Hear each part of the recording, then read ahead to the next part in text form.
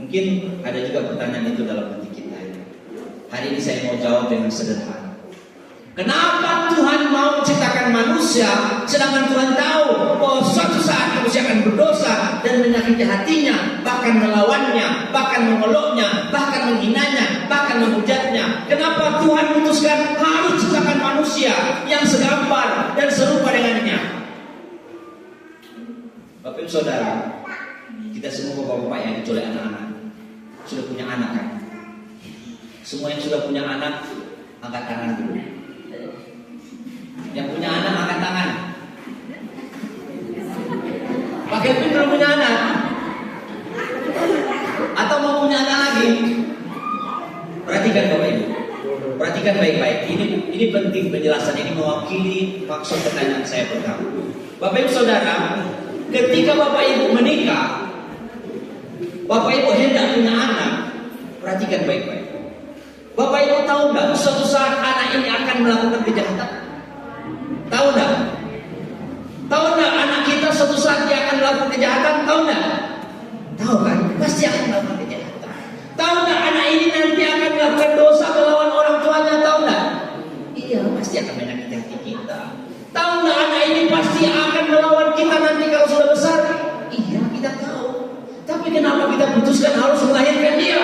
Kenapa kita putuskan harus melihara dia? Kenapa kita putuskan harus sekolahkan dia? Kenapa kita putuskan harus mempunyai anak?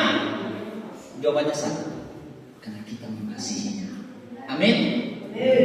Kasih orang tua tidak bisa dibandingkan 1000 banyak kesalahan anaknya. Betul?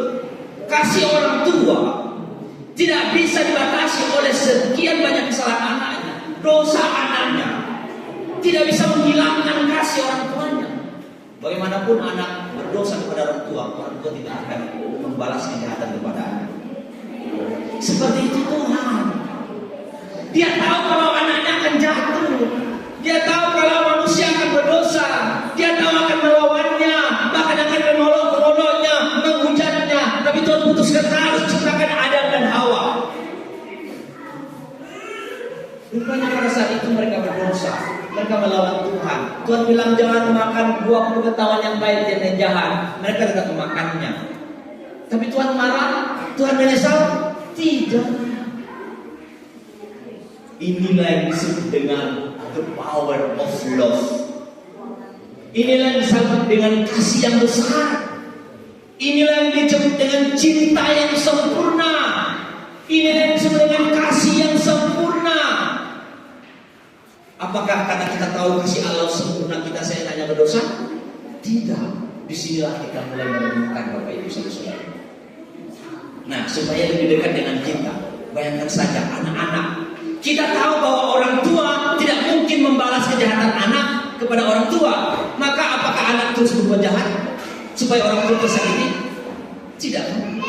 Kalau kita tahu ya, biarpun saya nakal, mama saya mungkin jahat sama saya, dia kan sayang sama saya, apalagi saya anak kesayangannya. Terus anak itu saya enak-enaknya berbuat jahat, dia akan melakukannya terus? Tidak.